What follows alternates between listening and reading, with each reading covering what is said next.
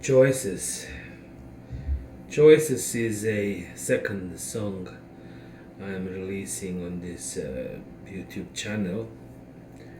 The song itself was written, I would say, in about 2016. And but by written, I mean was given to me, how the songs come to you. And it's not a cliche. I've heard so many people say that, it was a moment of inspiration and a song just came to them, completely with lyrics and music and everything. I believe choices, and just like pretty much every other song I've written, came to me in that way. But it speaks of this ability to be tuned into the moment and to be able to be used as a channel of the universe, of the spirit, of the great unknown, to deliver a message. Every message has a reason, every song has a reason for existence. And a lot of times it is not up to us to really decipher that reason, even though I will tell you the story of the song and what it means to me. It is going to mean something completely different to somebody else, and I think that that's the whole point of music and art that we create, because it sends a message into the future and sometimes into the past, because it's possible to change your perception of past, and by doing that change past as well. So yes, choices was given to me, I'd say, again in 2016. At that time my family was vacationing at this beautiful beach in South Korea, and it was near the border with North Korea, which really was no reason for alarm, because when you're there on the ground you realize how meaningless these borders are, because it's a beach. How can you divide the beach into two? This belongs to North and this belongs to South Korea. Cheers. The same goes to any border between the United States and Canada, or Bosnia and Serbia. These things are man made, not God made. Uh, we wanted to learn how to surf. How funny it was, a young couple with a couple of small children decides to go to this surfing paradise in South Korea. This beach was supposed to look kind of like, I would say, California or something like that. There were so many little cool coffee shops, cool restaurants, hotels, motels, and everything was kind of, I would say, miniature, because South Korea is a big country with like huge buildings and hotels and motels. But this beach was kind of, I don't know, how could I say, cute? Maybe that's the best word. So we decided to go there. We pitched a tent right on the beach.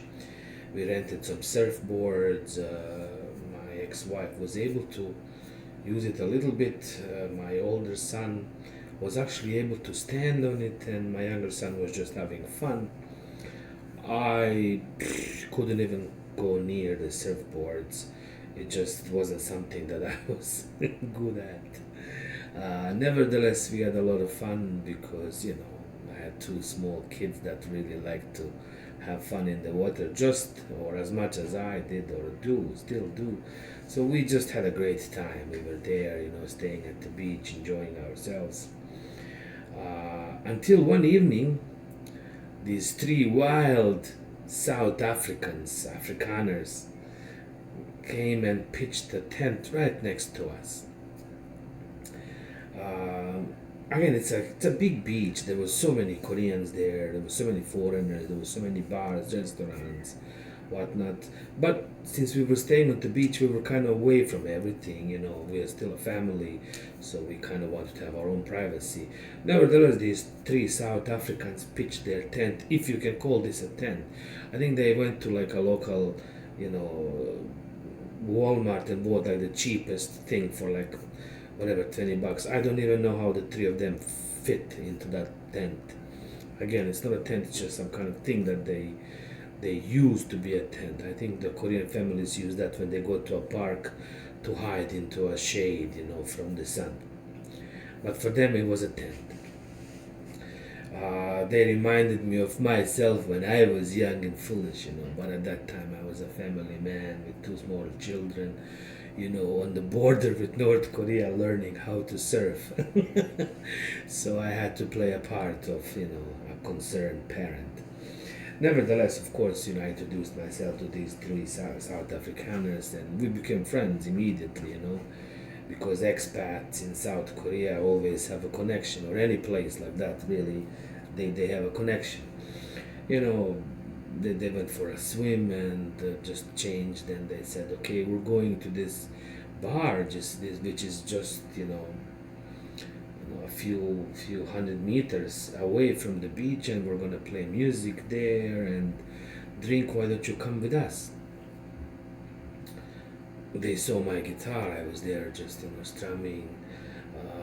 In the evening, my wife was trying to put the kids to bed, right? And I was just kind of outside playing the guitar. So I did what any husband probably would do. I went in to ask for my wife's permission to go and drink, with the three South Afrikaners, play music and have fun while she puts the kids to bed. And I really saw no problem with it. I was, knowing that our kids, are so excited there on the beach, it will take forever for them to fall asleep. And most of the time, when one of us is on a duty putting them to sleep, that person falls asleep with them because it takes so long that you end up falling asleep before they do. So I was fully prepared that I would spend an evening by myself because my wife would fall asleep with kids and I would just be there. So I assumed it would be perfect, if I can just go and hang out with these three guys. And my wife said, yes, of course. You can go. Just leave me here with these two kids alone on the beach between two Koreas, and everything will be okay. And of course, I knew that I couldn't leave them. I asked myself, my partner now asks me also, what would you do if your wife came to you, oh, I want to go and party with these three girls and you stay take care of the kids? And I want to say, I would say, yes, go ahead. But I don't know. I don't know. My situation was different at that time, and I was the one who wanted to go and party, play music, and do something. But I couldn't. I just couldn't. I didn't. So I told them to go, and I was listening them partying pretty much the whole night because you could hear them from the bar on the beach. And I was kind of angry because I couldn't go, and really there was nothing for me to do but take care of this tent. I felt like a guardian dog, sitting in front of a tent, like if somebody comes to the tent. But truly that was my job. So I was very angry. I was very, disappointed at this whole situation.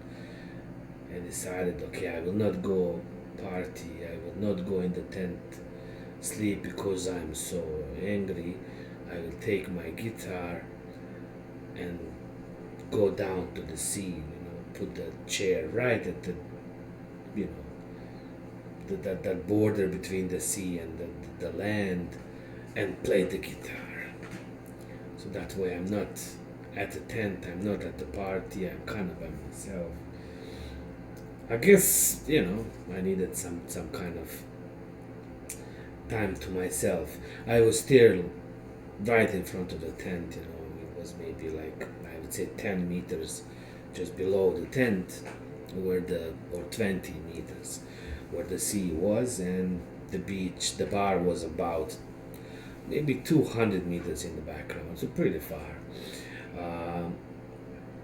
Nevertheless, I knew that my priority was my family, and I was there to take care of my family, even though I felt I should have been partying.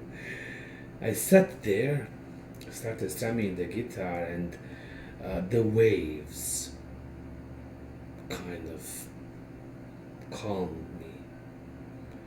And this song just came to me. It was basically every day, oh, every day, the choices we make us or break. Every day, oh, every day, the choices we make become the things that we hate. So it's funny how things that you choose for yourself one moment become a burden another moment. Because when I first got married, I was begging the universe for a person who would be with me and help me create a family, help me have children, and that person was my ex-wife, who gave me these two beautiful children, and alongside them we became a family. I had a reason to be. And then I realized that there was other things I wanted to do. There was more that I felt I wanted to do, I needed to do, because as a musician, you have this talent, you have this gift, and it's always burning inside of you. You want to play music. A musician plays music. I don't think I want to become a musician so I can record albums, so I can play concerts, I can get girls, what they say, sex, drugs, and rock and roll. Not really. The whole point of being a musician is to play an instrument, to play music, to create music, because this is what I do. It's a gift, it's a talent, it's something that just, it's there, and you try to share it with others for whatever reason. I feel like, for a lack of a better word, a prostitute, a person that must go everywhere, anywhere, just to kind of play his music. I do not mean to, use this term lightly, because it's not the same thing at all. But that's what a musician really is. It's somebody who does all these things that sometimes they don't really want to do. I looked at the Romani musicians in former Yugoslavia who were abused every time they played, but they would still go out and play, because this is what they do. This is who I am, and whatever comes with it. The chorus of the song choices says, "Hey, you, don't try to be what you cannot be." To this day, I don't know what that means. How do we know who we are and what we should be doing and how we should be doing these things? That's the wisdom, I guess, that we get as we live. We recognize these little signs that we get from the universe, from our intuition, from others, the people that we meet, situations that we end up in, somehow tell us this is what you should be doing. I don't know if I had gone that night with my friends to play music, if I would have done something amazing or not. I don't think anything would have happened to my family. Nothing really happened to my family. We stayed at that beach several nights. I was there playing that guitar for hours until I finally went back to bed around 3 a.m. So nothing would have really happened in any case. Perhaps I had to be in this situation in which I was kind of forced to actually be by myself. Because the whole point of your existence is you. You are not your family, you are not your spouse, you are not your children, you are not your friends, your job. And this is a huge miscommunication that we constantly use when we say, I'm a doctor, I'm a student. These things just define us, just like the borders of the countries, but truly we are the universe. And to me, writing songs or a thousand of other things is basically showing me this over and over and over and over again. Again, these couple of minutes I spent, the first couple of minutes, to write this song called Choices, that has been played by numerous people in the past 10 years, and we played it in Europe, in Asia, in North America. I played it with my own kids. I played it with jazz musicians, with rock musicians, with people who could not even play music. I sang it with so many people. It's just a song that's kind of easy to play, relatively easy to do. It can be in different genres. It has that little Balkan one too. It can be reggae. But the message, the gift from the universe that was given to me in those couple of minutes was that. And it's about choices. And it's about our need to be ourselves. And it's a very difficult one because, you know, by being ourselves, sometimes we have to deny others of them being themselves, and then that becomes an infringement. How far does your freedom extend, and how far does my freedom extend into the time and space and continuum? We also have to realize and understand that everything is a cause and effect. If one person has too much and not sharing and taking more and more and more, of course it's going to affect everybody else. But the same goes the other way.